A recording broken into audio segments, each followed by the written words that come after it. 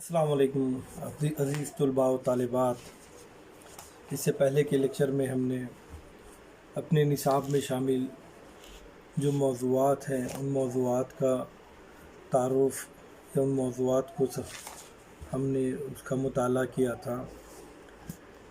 عزیز طلباء و طالبات، ہمارا جو نصاب ہے، دنیا کا ہر جو لٹریچر ہوتا ہے وہ دو حصوں پر ہوتا ہے، ایک نثر اور دوسرا شاعری پر ہوتا ہے۔ نثر جو ہوتی ہے چونکہ لٹریچر ہے، ادب ہے، تو وہ افسانوی ادب، اور دوسرا غیر افسانوی ادب پر مشتمل ہوتی ہے۔ افسانوی ادب کہتے ہیں وہ ادب جس کے اندر کہانی ہو، قصہ ہو، اور کہانی کی مختلف قسمیں ہوتی ہیں۔ چونکہ کہانی کا تعلق انسانی زندگی سے، ابتدائی زندگی سے ہی رہا۔ انسان جب سے بولنے کا شعور حاصل کیا ہے تب سے ہی کہانی کا رواج سا رہا ہے۔ داستان اردو زبان و ادب کے ابتدائی شکل ہے۔ ہمارے نصاب میں داستان ہے اور ناول ہے اور افسانہ ہے۔ داستان اردو افسانوی ادب کا جب ہم مطالعہ کرتے ہیں تو ہمیں پتہ چلتا ہے کہ داستان اردو ادب کی سب سے قدیم ترین صنف ہے۔ چونکہ ہم اس سے پہلے داستان کی تعریف کو پڑھ چکے تھے، لیکن میں ضروری سمجھتا ہوں کہ ایک وقفہ قائم ہوا ہے دوسرے ویڈیو میں، اس کے لیے ہم اعادے کے طور پر داستان کی تعریف کو ایک دفعہ پڑھ لیں گے۔ داستان اردو افسانوی ادب کی سب سے قدیم ترین صنف ہے۔ واقعات کو قوت متخیلہ نے سوچ کر بیان کرنا دراصل فسانہ گوئی کہلاتا ہے۔ اگرچہ فسانہ لغوی معنی جھوٹی یا فرضی کہانی کے ہیں، لیکن ہر فسانے کے پیچھے کوئی نہ کوئی واقعہ ہوتا ہے۔ ہر واقعہ بیان ہوتے ہوتے کہانی بن جاتا ہے، اور کہانی اصناف ادب کی کئی قسموں میں منقسم ہو جاتی ہے۔ داستان، قصہ، حکایت، ناول، افسانہ، یہ سب کہانی کی مختلف شکلیں ہیں۔ ہر ایک کے اندر کوئی کہانی یا کوئی قصہ، کوئی واقعہ ضرور ہوتا ہے، اور ان میں داستان کہانی کی سب سے قدیم صنف ہے۔ کہانی کی جتنے اصناف ہیں ان میں سب سے قدیم ترین صنف جو ہے وہ داستان ہے۔ داستان کی روایت ان چھوٹی چھوٹی حکایتوں اور روایتوں سے جڑی ہے جن کا جنم انسانی تہذیب کے ساتھ ہوا ہے۔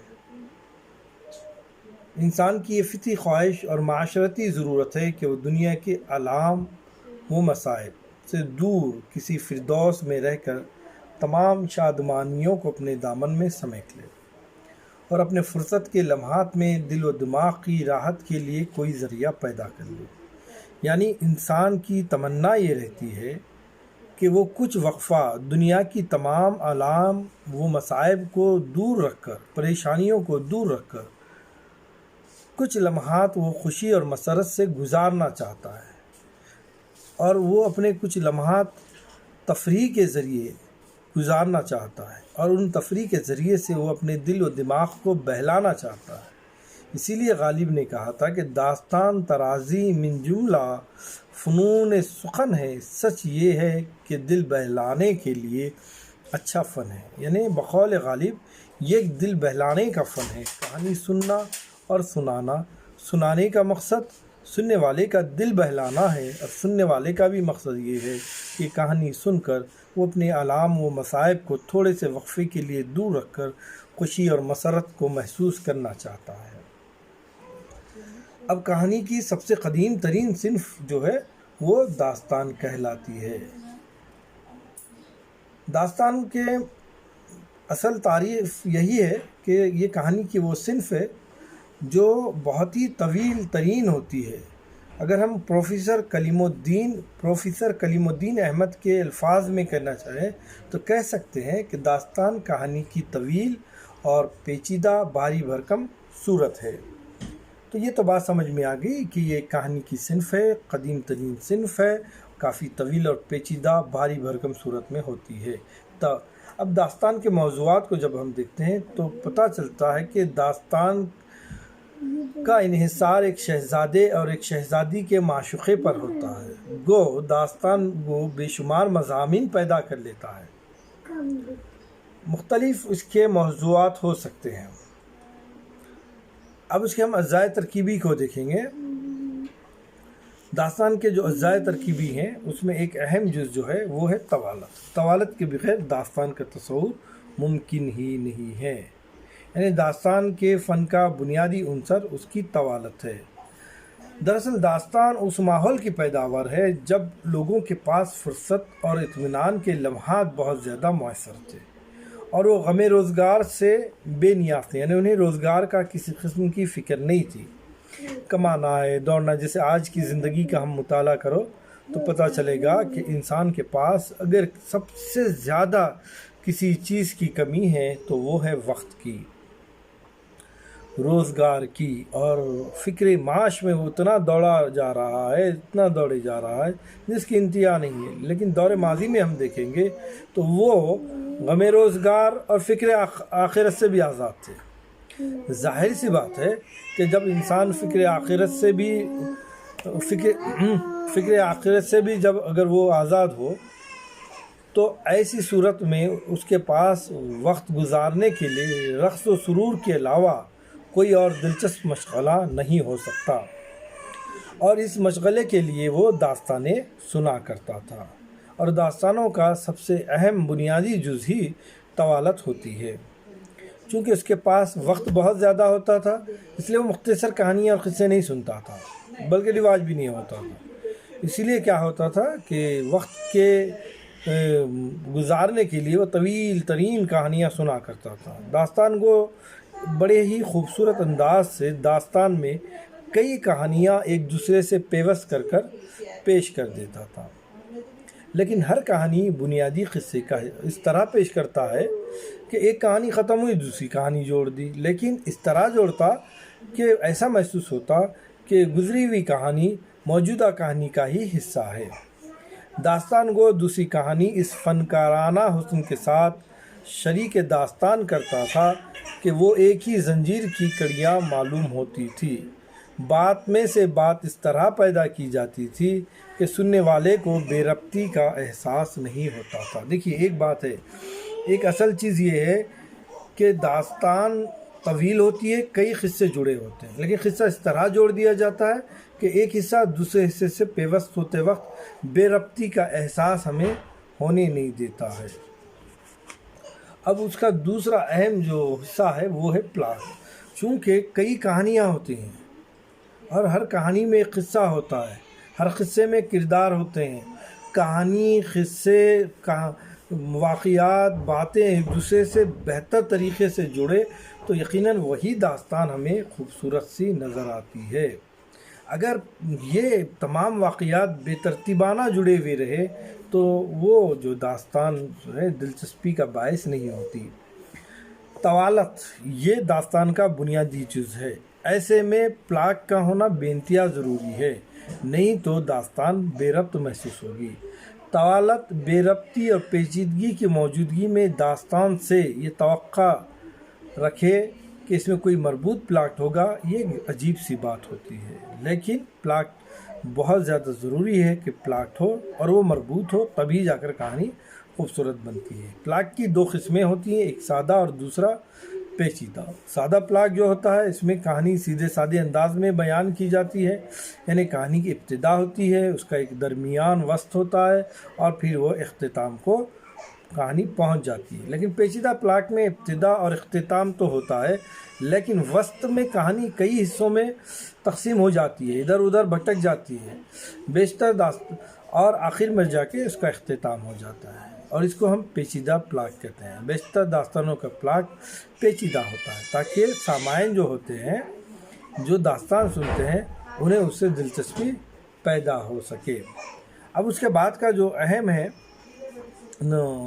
اجزاء ہے وہ ہے کردار نگاری۔ ہر قصے کی بنیاد کرداروں پر ہوتی ہے، کرداروں کے ارد گرد کہانی بنائی جاتی ہے، کردار ہی قصے کو لے کر آگے بڑھتے ہیں، کرداروں ہی کے سبب قصے میں نشیب و فراز پیدا ہوتے ہیں۔ کردار ہی نہ ہو تو کہانی بھی لکھی نہیں جا سکتی، کردار اگر نہ ہو تو کہانی بھی کامیاب نہیں ہوتی۔ اب ضرورت اس بات کی ہوتی ہے، داستانوں میں جو کردار ہوتے ہیں ہم دیکھتے ہیں کہ تقریباً ایک جیسے ہی کردار ہوتے ہیں، شہزادے ہیں، شہزادیاں ہیں، جنات ہیں، پریاں ہیں، سب ایک جیسے ہی باتیں نظر آتی ہیں۔ لیکن اس کے برعکس ناول اور افسانوں کے کردار بہت مختلف ہوتے ہیں، اس لیے داستانوں کی کردار نگاری دوسری افسانوی اصناف کی کردار نگاری سے مختلف ہوتی ہے۔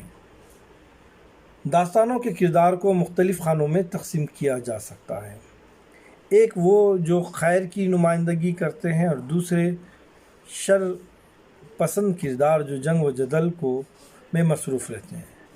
سبھی داستانوں میں خیر و شر کے بیچ جنگ ہوتی ہے، اس سے کچھ اچھے کردار ہوتے ہیں اور کچھ برے ہوتے ہیں۔ داستان کے کرداروں میں انسانی فطرت کی طرح تبدیلی نہیں ہوتی، ایک خاص بات ہوتی ہے۔ شہزادہ ہوتا ہے تو آخر تک وہ شہزادہ ہی رہتا ہے، نیک انسان ہے تو داستان کی تکمیل ہونے تک وہ نیک ہی رہتا ہے، بد ہے، برا ہے تو یقیناً وہ آخر تک برا ہی رہتا ہے۔ پروفیسر گیان چند جین نے داستانوں میں کردار نگاری کے بارے میں لکھا ہے، بقول ان کے عام طور پر داستان کے کرداروں میں کوئی ایک رنگ بہت تیز اور شوقی بھرا ہوتا ہے، ہر ایک میں ایک رنگ ہوتا ہے ہر داستان کے کردار میں۔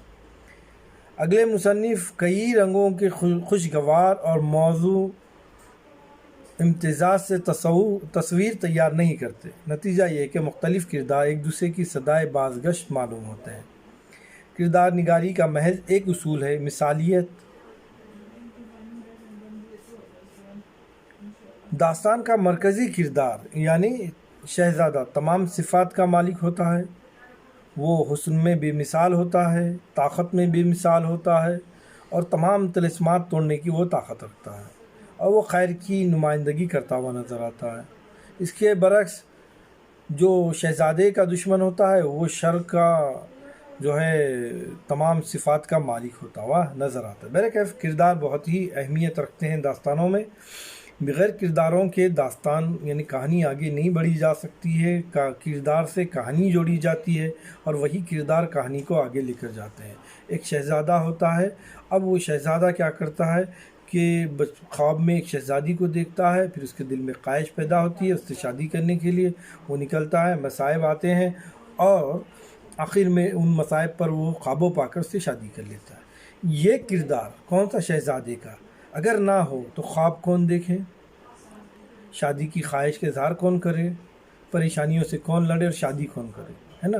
تو یہ کردار اس کہانی سے جڑا ہوا ہے، بغیر کردار کے کہانی آگے نہیں بڑھ سکتی۔ یعنی کردار نگاری بہت ہی اہمیت رکھتی ہے، جس طرح جسم میں ریڑھ کی ہڈی رکھتی ہے، بغیر ریڑھ کی ہڈی کے جسم جو ہے ٹھہر نہیں سکتا، ویسے بغیر کردار کے کہانی آگے بڑھنا داستانوں میں ناممکن سا فعل ہے۔ اس کے بعد ہے مافوق الفطرت عناصر۔ داستانیں جب پڑھتے ہیں تو ہمیں پتہ چلتا ہے کہ یہ دیگر اور جو اصناف ہیں کہانی کے ان سے بہت مختلف ہے، اور یہاں داستان میں ہمیں عجیب و غریب مخلوق نظر آتی ہے۔ ناول میں، افسانے میں ہم کبھی دیو، جن، شیاطین، پری کے بارے میں نہیں پڑھتے، لیکن یہاں ہمیں دیو بھی ملتا ہے، جن بھی ملتی ہے، پری بھی ملتی ہے، نجومی ملتا ہے، جوتشی ملتا ہے، جادوگر، ہر جگہ الغرض کہانی میں نظر آتے ہیں۔ طلسمات کا جال جا بجا بچھا ہوا نظر آتا ہے، گویا اس کا حقیقی زندگی سے بہت کچھ حد تک تعلق نہیں ہوتا ہے۔ داستان کو دلچسپ کرنے اور اس میں حیرت انگیز فضا پیدا کرنے کے لیے مافوق الفطرت عناصر کو شامل کیا جاتا ہے۔ جب تک داستان میں مافوق الفطرت عناصر نہ ہو تو یقیناً داستان کی دلچسپی بھی برقرار نہیں رہتی۔ عام زندگی کے واقعات کو سننے سے سامعین محظوظ نہیں ہوتے، وہ ناقابل یقین حادثات اور غیر فطری واقعات کی داستان گو سے توقع رکھتے ہیں۔ وہ چاہتے ہیں کہ داستان گو اسے وہ باتیں سنائے جو اس کی عام زندگی سے ہٹ کے ہو، وہ واقعات سنائے جو وہ عام زندگی میں تو ہر چیز دیکھتا ہے، تو دلچسپی کیوں پیدا ہوگی، اس سے ہٹ کر ہی ہو، اس سے الگ ہو۔ دیو، بھوت، پریت اور پریاں جس پر وہ بہت، چونکہ ابتدائی زمانے میں تعلیم عام نہ تھی، جس کے سبب انسان یہی باتوں پر بہت کچھ یقین رکھتا تھا، اور یقین کی وجہ اس کی تعلیم کی کمی رہی ہے۔ ہر مذہب میں فوق الفطرت مخلوق کا تصور موجود بھی ہے، تو یہ سب باتیں جڑ کر آتی ہیں، اور وہ چاہتا ہے کہ داستانوں کے ذریعے سے وہ تمام باتیں سنے، تبھی جا کر اس کو دلچسپی پیدا ہوتی ہے۔ تو مافوق الفطرت عناصر داستان کا ایک اہم جز ہے۔ کلیم الدین احمد نے کہا ہے کہ داستانوں میں مافوق العادت چیزوں کی زیادتی ہوتی ہے۔ اس کی وجہ تو یہ ہے کہ ان چیزوں میں پہلے لوگوں کو یقین تھا، دیو پر، جن پر، شیاطین پر، بھوت پر، پریت پر، طلسمات پر لوگوں کا بہت زیادہ یقین تھا۔ لوگ سمجھتے تھے کہ خدا نے اس دنیا اور اس دنیا کے باشندوں کے علاوہ کوئی دوسری دنیا بھی پیدا کی ہے، اور اس دوسری دنیا میں ایسی ہستیاں بستی ہیں جو ہمیں نظر نہیں آتی، اور جو چیز نظر نہیں آتی انسان کو اس میں زیادہ دلچسپی محسوس ہوتی ہے۔ اس کے بعد کا اہم جز جو ہے وہ ہے منظر نگاری۔ ایک اچھے فن پارے کی خوبی یہ ہے کہ وہ کسی عہد کا عکاس معلوم ہو۔ داستان اگر 18ویں صدی کی پیدائش ہے، یا جو بھی داستان لکھی گئی ہے، جس زمانے کا اس میں تذکرہ ہو رہا ہے، تو اس زمانے کی فضا، اس کے مناظر بہتر طور پر قوت متخیلہ کے ذریعے سے داستان کو تراش کر پیش کرتا ہے، اور اس کے مشاہدے اور مطالعے کے سبب اس کے لاشعور میں تمام باتیں ہمارے سامنے آتی ہیں، اور یہ ہمیں اجنبی دنیا کا ایک تصور پیش کرتی ہے، جس کے سبب داستان جو ہے ہمیں خوبصورت نظر آتی ہے۔ منظر نگاری بہت زیادہ ضروری ہے۔ دیکھیے، داستان قدیم ہے، لیکن اس کی زبان اس طرز کی بتائی گئی کہ موجودہ دور کی ہے۔ منظر اس طرح ہے کہ آج کی ترقی یافتہ دنیا کی تصویر پیش کی جا رہی ہے۔ تہذیب اس طریقے کی پیش کی جا رہی ہے کہ جو آج کی زمانے کی ہے، تو پھر وہ خوبصورت داستان نہیں کہلائے گی۔ اب خوبصورت داستان بیان کرنے کے لیے ضروری ہے کہ بہت کچھ حد تک داستان گو کو مبالغے سے کام لینا پڑتا ہے، لیکن اس اندازے سے کہ سامعین کو وہ حقیقی معلوم ہو۔ داستان کی دنیا کو حقیقی دنیا ظاہر کرنے کے لیے داستان گو اپنے اور داستان کی دنیا کے حد میں دوری پیدا کرتا ہے۔ 1600 1500 زمانے دور کی بات کرتا ہے، کیونکہ وہ جو باتیں پیش کرنا چاہتا ہے وہ اس زمانے کی نہیں ہوتی، اس لیے دوری پیدا کرنا ضروری ہوتا ہے۔ وہ نہ اپنے زمانے کے افراد کو داستان کے کردار بناتا ہے، اور نہ اپنے قرب و جوار میں آباد جانے پہچانے شہروں کو داستانوں میں شامل کرتا ہے۔ وہی شہروں کو شامل کرتا ہے جس کو داستان خاری کبھی زندگی میں دیکھا ہی نہ ہو۔ اپنے سامنے کی چیزیں بیان کرنے سے داستان کا حسن ختم ہو جاتا ہے۔ داستان میں موجود زندگی اگرچہ داستان گو کے عہد کی زندگی ہوتی ہے، لیکن داستان گو انداز بیان سے یہ ظاہر کرتا ہے جیسے صدیوں پہلے کا کوئی قصہ بیان کر رہا ہے۔ داستان ہمیشہ اسی طرح شروع کی جاتی ہے۔ تو منظر نگاری بھی اس کا ایک اہم جز ہے، اس کو ہم لوگ دیکھ چکے ہیں۔ اب ہے اس کا آخری جز، اجزائے ترکیبی کا حصہ، وہ ہے اسلوب۔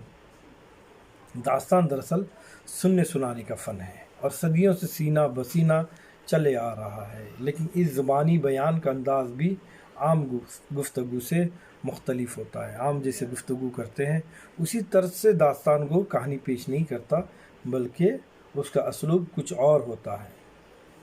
اسی لیے جب تحریر کا فن آیا اور داستانیں لکھی گئی تو ان کا انداز بھی عام تحریر سے مختلف ہے۔ تحریر کے زمانے میں بھی جب اب داستانیں لکھی جا رہی ہیں تو اس کا طرز بھی الگ ہے۔